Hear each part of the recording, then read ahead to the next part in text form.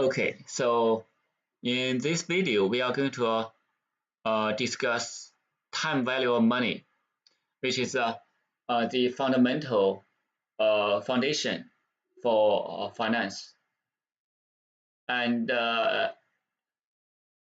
this topic is very important, is essential in the field of finance. And if you understand this topic well, it will help you with all future studies like bond valuation, stock valuation, capital budgeting, cost of capital, capital structure, etc. So the topic by itself, it is quite complex, but I have simplified it for you.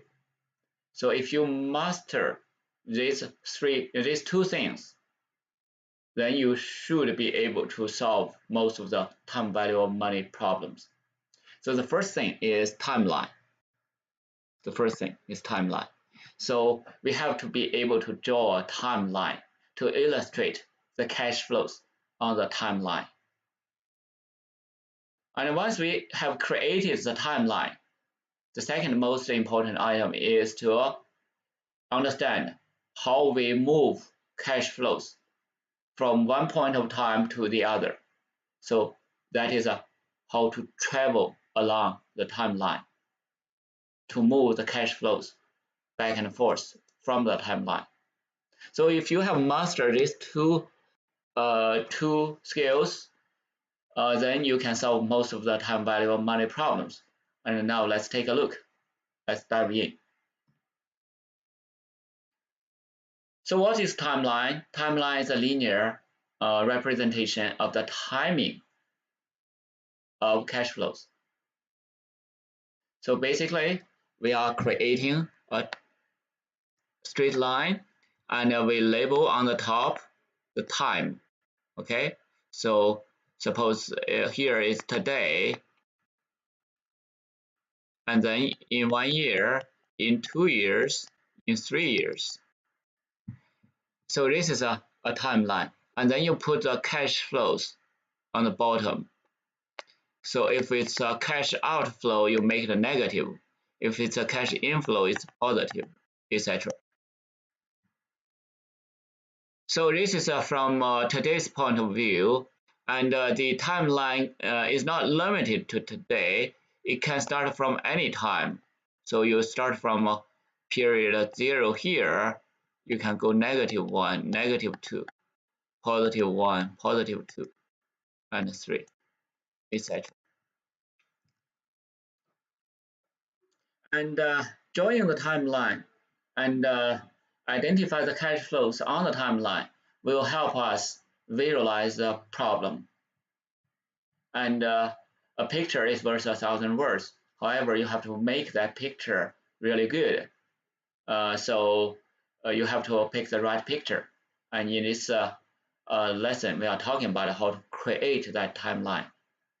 So there may be multiple methods, but the method I illustrate here is one of the popular ones.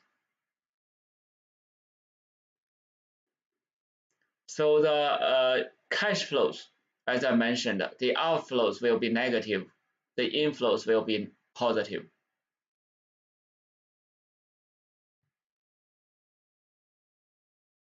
Okay, so there's another very important point here. A lot of professionals in my consulting career to Fortune 500 companies, and even the managers at the big companies, they confuse occasionally. So the confusion comes from this point 1.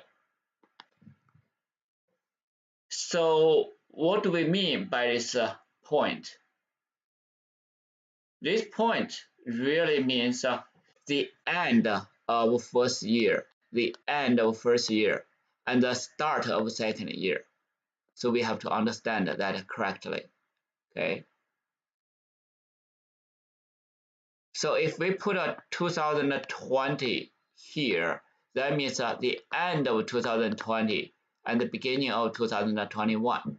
So that will be the end of 2021, the end and the beginning of 2022.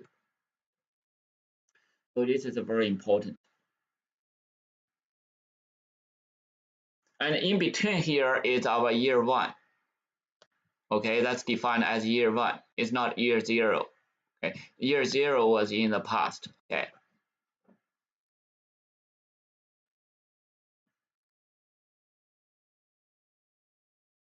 So assume you made a loan to a friend. You will be repaid in 2 payments, one at the end of each year over the next 2 years. So in this case, it's a hypothetical.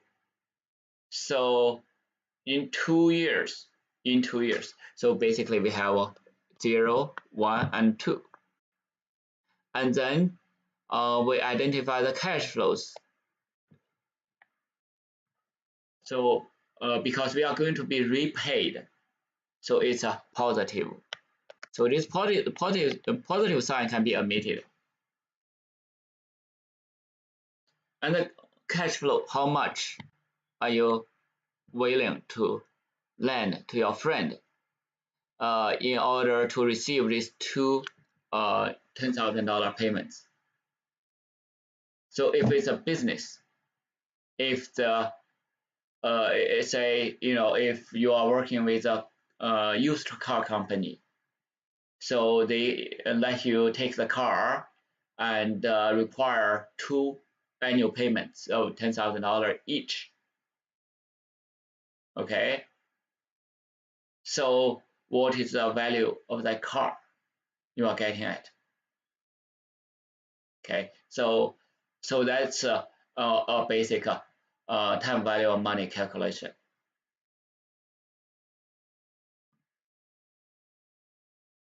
So here's another one. So assume you are lending $10,000 today.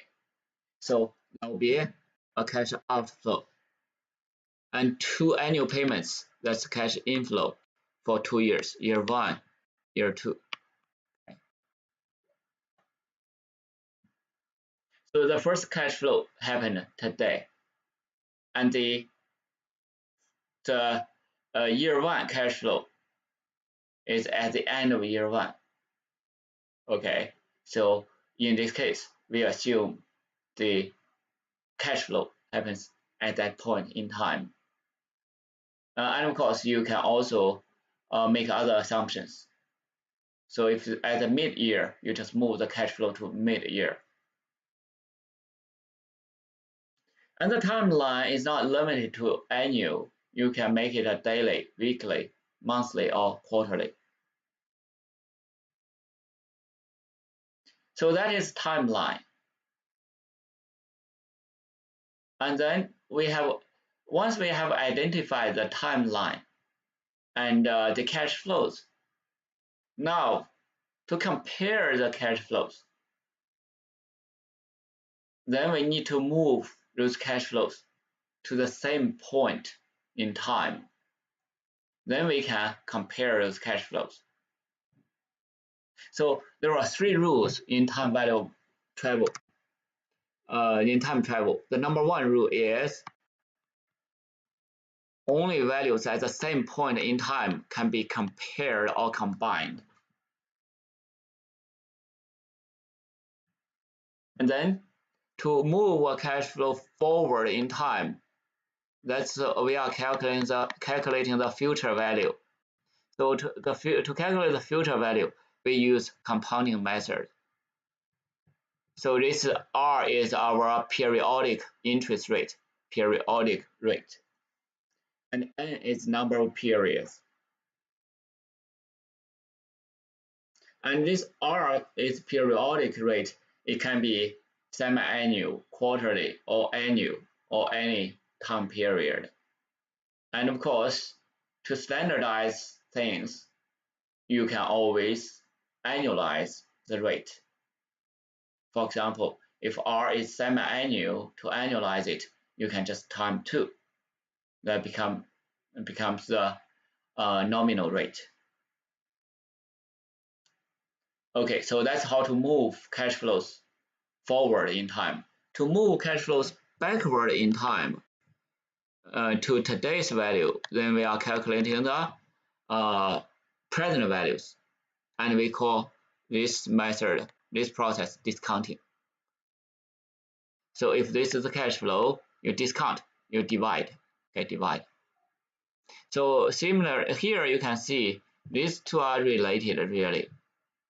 If we say here FV after n period is equal to PV 1 plus R raised to the power of n, you can really solve for PV equal to move this divide both sides by 1 plus R over to the power of n. You get a FV to the power of n divided by 1 plus R to the power of n.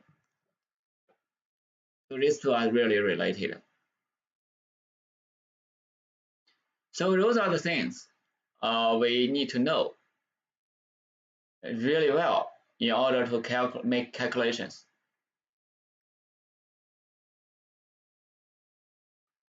And now let's look at these rules in detail.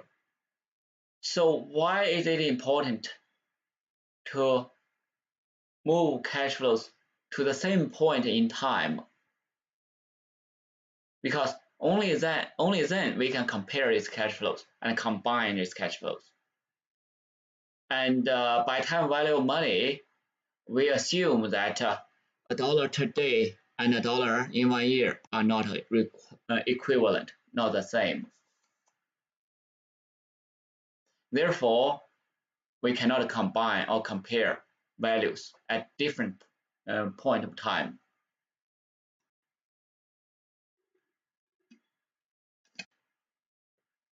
So here's one example.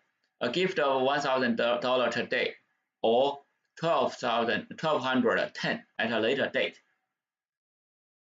So how do we compare this? So it could be $1,000 today, 1210 a month later, or maybe 20 years later. Apparently, time plays a very important role here. So in order to answer this question, we have to consider how long is later. What's the time dimension here? Can we move these cash flows to the same point in time? There are a lot of examples we can look at. For example, retirement. You retire in, if you are 20, you retire in 40 years, by 60 years old.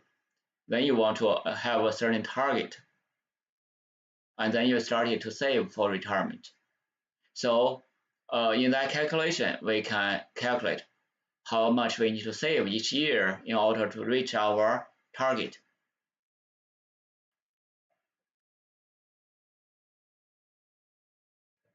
Second rule is to move cash flows forward.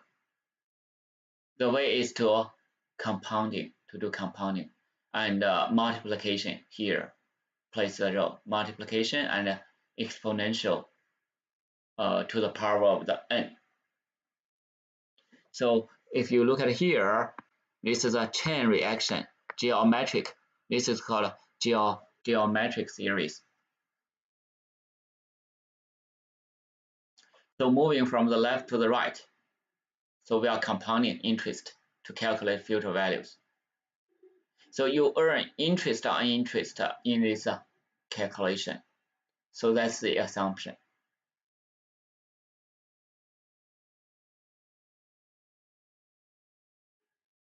So here's first example.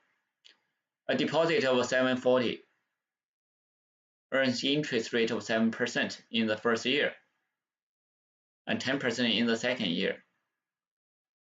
So what's the first value first year? So that will be equal to present value of 740 multiplied by 1 plus 7%. And you reach its value. And then this value or this one will grow at 10%. So 791.8 at 10%, 1 plus 10%. Okay, so that's the value for a future value at year 2. And the number is this one. So when we are moving from the left to the right, we are using compounding method to calculating future values. Next example.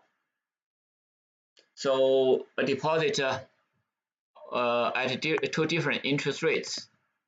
So you do it stepwise. So after first year, how much you get is 791 plus 10.9%. So 1 plus 10.9% is really just 1.109. So you have to convert the 10.9% to 0.109. Do not make the mistake like this is 11.9. That's incorrect. A lot of students do that under time pressure. And here, once you calculated the first value, 876.11 multiply, so 7.9% is a 0.079, so it's 1.079. Okay, so alternatively you can say 1 plus 7.9%. So this should be equal to this number, right? And this value would be 945.32.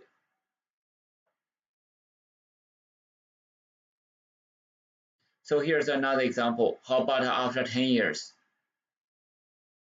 So you start with 1,500, and each year increase by this much. And after 10 years, you get this. So what's the total interest earned? So here's your principal, and the difference is your interest earned. So your interest earned is actually higher than your principal. You more than doubled your investment. So what's the interest earned on interest? So interest earned on interest is, so we have to first calculate the simple interest. Simple interest is nothing but just a percentage. Okay, and for 10 years.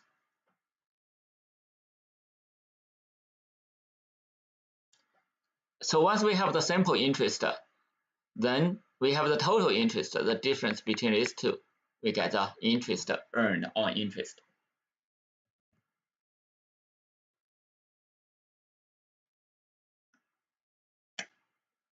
Number 4. Calculate this value for 20 years. So at 8%, you see after 20 years, you actually quadrupled, more than quadrupled your investment just at 8%. So if you think about the stock market return at 8% a year, for 20 years, you quadruple your investment. So it's essential to start investing early.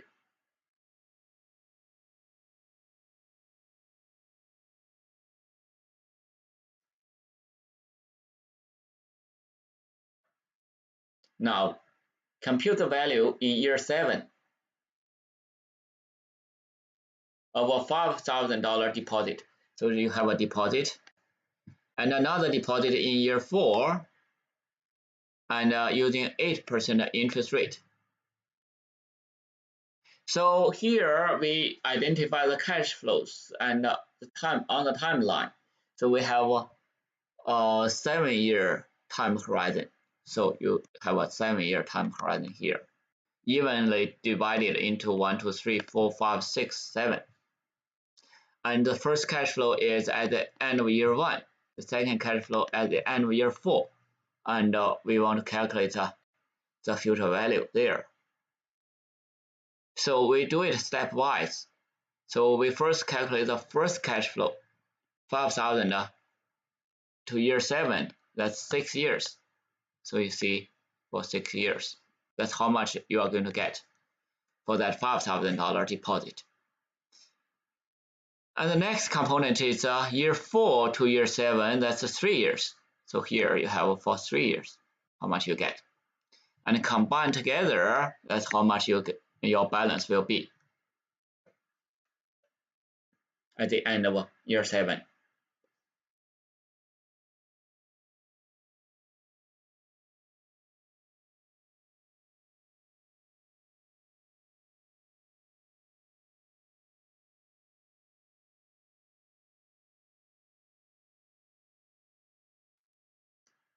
The third rule is to look at how to move cash flows backward in time. And to move cash flows backward in time, we discount. We use discounting method.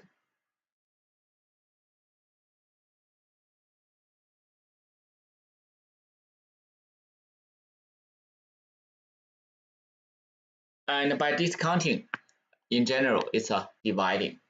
Okay. Let's look at how we use this, apply this rule. First, let's look at a single future cash flow. In 10 years, you are going to receive this much. So if we know the interest rate is 6% every year, and how much we need to put in the investment, how much should we invest? So what's the cash flow or present value there? So it's a discounting method, as I mentioned. PV is equal to the future value discount at 6% for 10 years.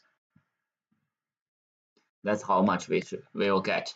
We need to deposit in order to have this much payoff.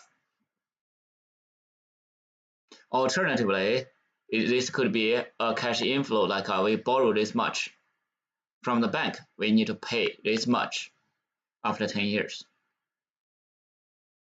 at 6% interest rate.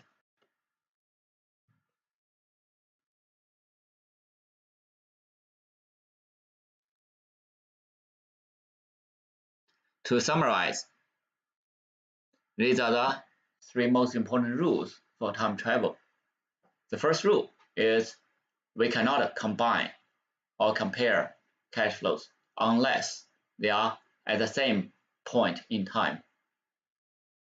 In order to move cash flows to the same point in time, to move cash flows forward, that's rule 2, future value, compounding process, multiplication, and exponential. To move cash flow backward in time, that's rule 3, to find the present value of a cash flow. Divide. Now, we look at a more complex problem. That is how to value a stream of cash flows.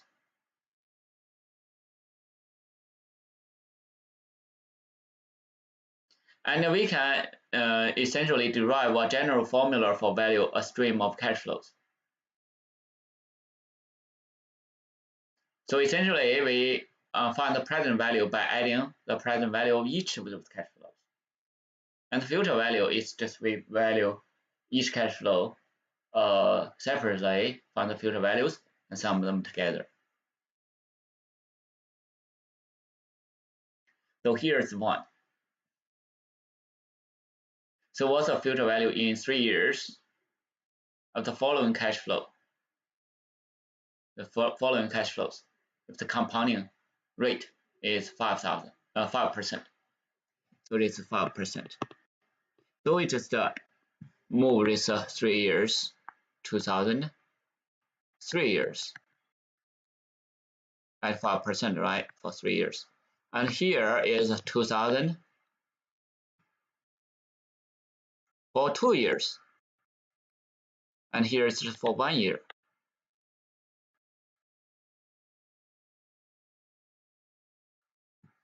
And add this together, we'll get the future value there. And if these cash flows are equal installments, we call this annuity. Okay, if the annual annuities. And if the first cash flow happens at the present beginning of the period, then we call it annuity due. Examples of annuity due include rent payment, for example. You usually make your rent payment at the beginning of the period, and mortgage payment, etc.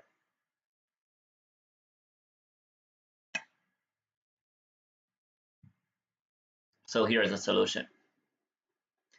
So the top is what we discussed. The bottom is another alternative method.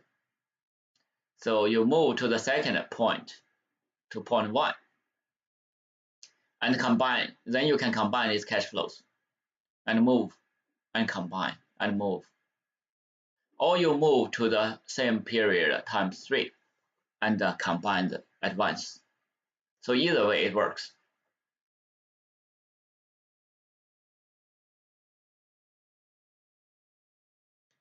And in finance, some cash flows are perpetual. What if there's a perpetual cash flow forever?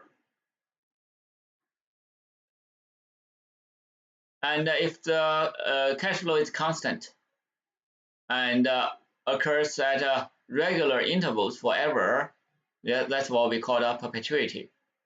And here I'll give you one example. Suppose you are going to donate to the university for a scholarship, perpetual, every year, $500. You are going to award students. So how much should you donate in order to meet their requirement? So it's a forever scholarship. So if we manage your donation correctly, and if we are able to generate 5% return, so how much should we donate to the university to make this endowed scholarship? So that's a question, right? Each year 500 forever. If we are able to produce 5% return, and usually you'll be able to produce that return. So how much should we donate, or should we ask our donors for? So the formula is something like this. So you get $500 here divided by the 5%. So really 5 divided out. So 100 is 100 goes up, so becomes 10,000. So if you make a $10,000 donation today, here's how it works. Okay. So once a university received this $10,000, immediately invest. For 1 year, how much interest you are going to earn? The interest is just 5% of 10,000. So you earn $500 interest, right? Investment return. And your principal is 10,000, right? So that's your combined value. So you use that interest to pay off that scholarship. Your principal is untouched. Move to the next round. You earn 500 interest again next year, and your principal is untouched. So you're never going to touch your principal in this case, and you are able to make this $500 payment every year forever. And you may wonder, what if 1 year the return is 10% or 3% or negative 2%? So it depends on what kind of investment you are going to make. But on average, if you are investing like in bonds, or your secured bonds, you'll be able to make a realistic percent of return. And of course, if you think 5% is too high, make it 3%, make it 2%. Okay. But in general, we can look at the categories of returns for different assets. For stocks, the return is usually 8% or higher. For bonds, maybe 5%. For treasury bonds, maybe 1%. That's the current situation. In the future, it may change. And for real estate investments, maybe sometimes 5% to 10%. If it's leveraged, you could reach 12% or higher. So it depends on what kind of categories you are going to put into, and the university can hire investment managers and to pull together the endowments funds and allocate those accordingly. So here's another example. So we have a preferred stock selling for 96% of par value, pays 6% annual coupon. What's the cost of preferred stock? So in this case, we are calculating the rate of returns. So basically, the price here is 96 if the par value is 100. And that pays 6% of annual coupon on the par value of $100. That's $100. Okay, 6%. So that will be $6 each year. $6. So what's the rate of return or the cost of preferred stock? So to calculate this R will be equal to the 6 divided by 96. So we get this number, 6.25%.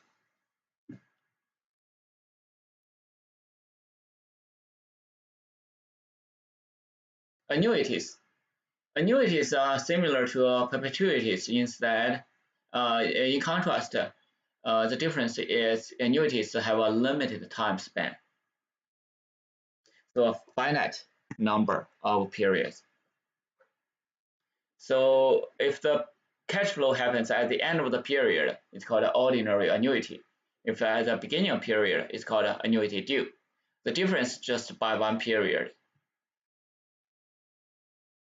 So that's why you can find the future value, for example, of annuity due. Annuity due would be the future value of ordinary annuity just by one period, 1 plus R. Just move this, because annuity due will be more valuable because you are receiving the cash flow early. If you are paying, it will be more expensive because you are paying early. And the present value is nothing but the sum of this. And mathematically, you can make a calculation of this sum. Now, suppose we invest $100 in a bank account that pays 5% interest. So each year, okay, 5%. So we are, extracting $5 every year. So this $5 will become an annuity for 20 years, right? So we can withdraw $5 every year. So that's like a coupon for a bond. And we essentially created a 20-year annuity of $5 per year. And another is a lump sum payment of $100 in 20 years. So this is something what we call financial engineering. We essentially separated the cash flows into two components. This component is an annuity in the amount of $5 a year for 20 years. And then you have another lump sum. And together, this will, if we do the discount, will give us $100 present value.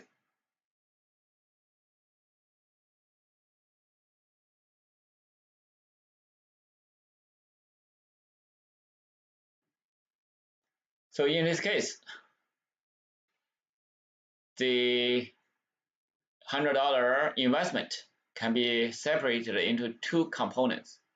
One is annuity, the other is a lump sum. And because of this separation, we can really calculate the present value of annuity by looking at the difference between these two.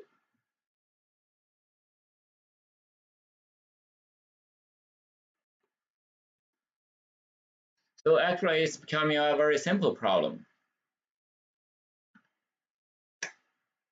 of calculating the present value of annuities.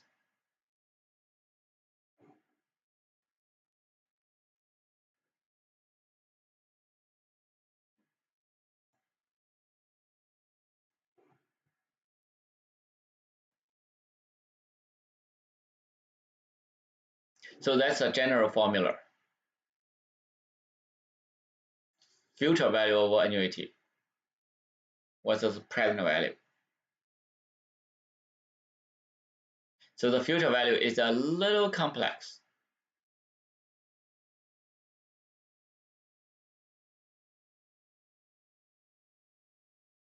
Whereas the present value is a little simpler.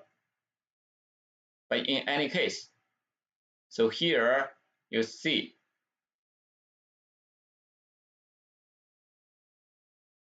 the difference, right? The difference. And 1 minus 1 over 1 plus r to the n. Okay, and then that's the present value. And then multiply or do compounding, move the present value forward to calculate estimate the future values.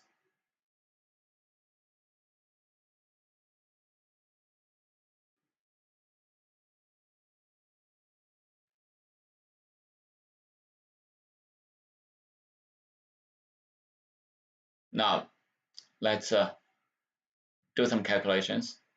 What's the future value of 910 annuity payment over 4 years if interest rates are 8%? So we could use a calculator, but we could also use mathematically. So 0. So this is a year 2, year 1, year 3, year 4. So it's evenly distributed. So 9, 10 each year.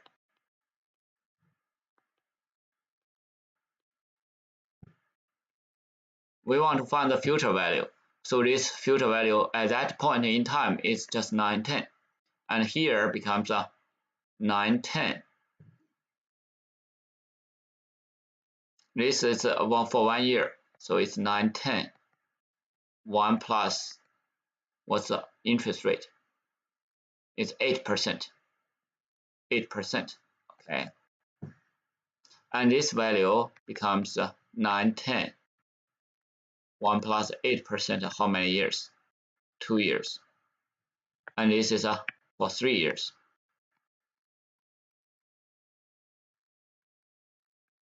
And because there are 4 calculations here, and the sum is a future value. So to do this by hand is it's taking a longer time. So you may find, if you don't have a financial calculator, and if you don't use Excel, it may take you longer to do this calculation. However, if you do have a financial calculator, you just punch in these numbers. 4 periods at this rate. Note, you just drop the percent sign here. Present value 0, payment 9, 10. So that's at the end of the period, each time ordinary annuity. So we compute the future value. It's this much.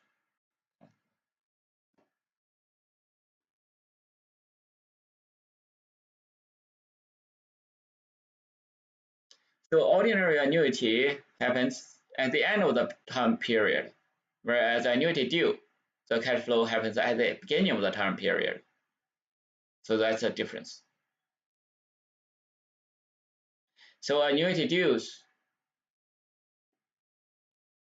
occurs one period sooner, so there's an extra period of interest.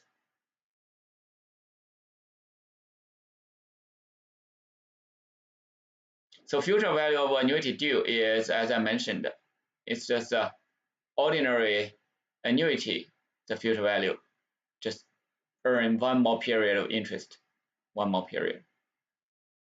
So this is really just to the power of 1, right?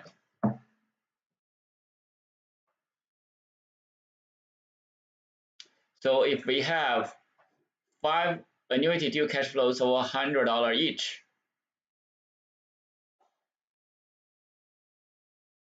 so that at 8% for this annuity due, the dollars, the future value would be this much. Okay, so first we find the future value of this annuity, and then we find out the for the annuity due.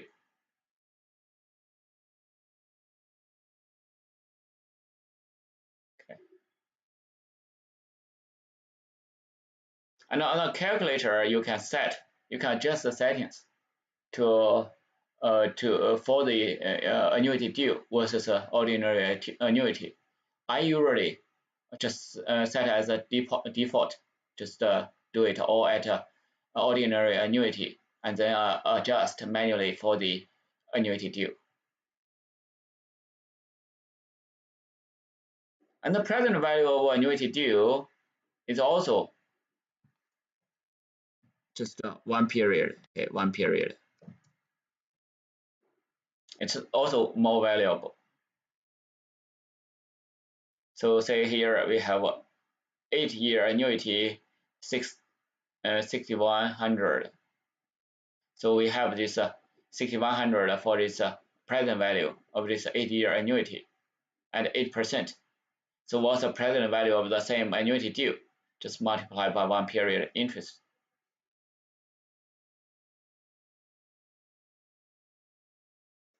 And to use the financial calculator to solve problems, we really just have 5 essential keys here: number of periods, interest rate, present value, payment, future value. And for this, make sure you label the sign the cash flows, so the signs matter. Okay. So if these are this is a positive, and then you may make this negative. Okay. So make sure you pay attention to these details. And second problem is whether this is annual or not annual. If it's not annual, if it's semi-annual, you make sure this is a periodic rate. This is a periodic.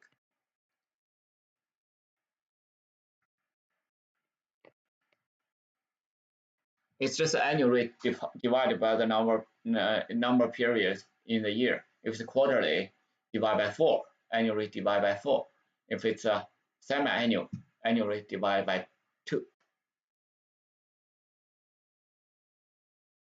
How many years are needed to double your 500 investment? We can use rule of 72 here actually. So first, using a calculator, we calculating n. So it's about 5.38 years. If we use rule of 72, so essentially we use 72 divided by the interest rate to get the n. So it takes about 5 years. Okay. I'll give you another example of rule of 72. So rule of 72, okay. So if I want to double my money in 6 years, double in, let's say 9 years, double my money, double my dollar investment. What's the rate? So we could use 72 divided by n equal to 72 divided by 9 years equal to 8%. 8, and then you put a percent sign there. So it takes 8% interest rate of return to double your money in 8 years, in 9 years. So now another question is, so if we have the rate, let's say 12%, how long, how many years, how long to double our investment? So what is N? So to double our investment, see, there's really no, just one number here, just 12% a year. How long does it take to double? Okay, so rule of 72 here. 72 divided by the R in terms of drop the percent sign, okay? 72 divided by 12, total 6 years to double your investment. So if you can earn 12% a year. And in this type of problems, what's the present value? Present value is -1. Future value is double 2. There's no payment in the middle.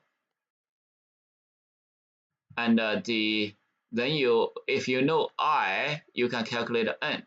If you know N, you can calculate I. So this one of these, if you know, then you'll be able to find the other.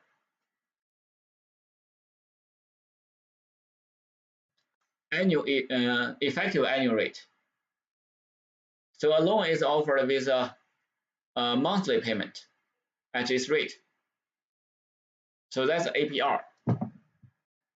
So what's the so APR? Then we calculate the periodic rate,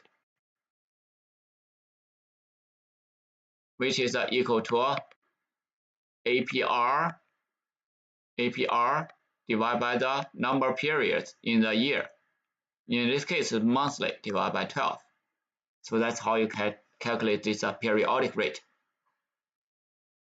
And then you can put into the financial calculator, calculate the FV -1 would be your effective annual rate.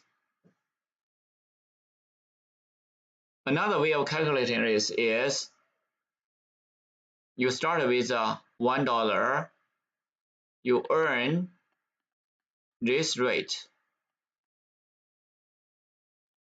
right, for 12 periods, 12 months. So that's how much your $1 will grow, and -1 will be your interest portion, and that will be your interest, the effective annual rate. So effective annual rate equal to this. And let's test if this is indeed correct. So this is equal to 1 plus 14.75% divided by 12 to the power of 12 minus 1. And let's do this calculation.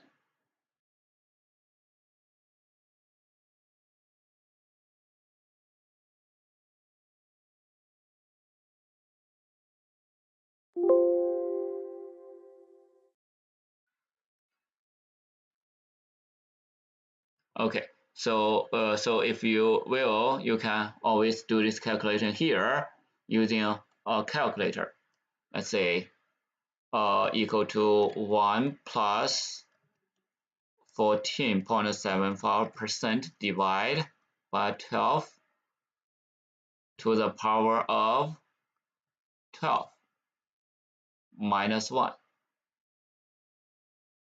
So it's 15.79%. So you see the number is the same here. Okay. And that's a formula I used exactly here. Okay.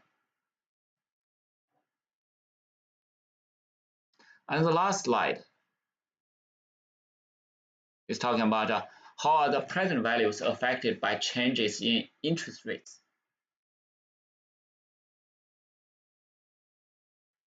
And this has broad implications. So when the Fed lowers the interest rate, what's going to happen to asset prices? So the present value can be a proxy for prices. So This is I is in the denominator. I goes down, PV goes up.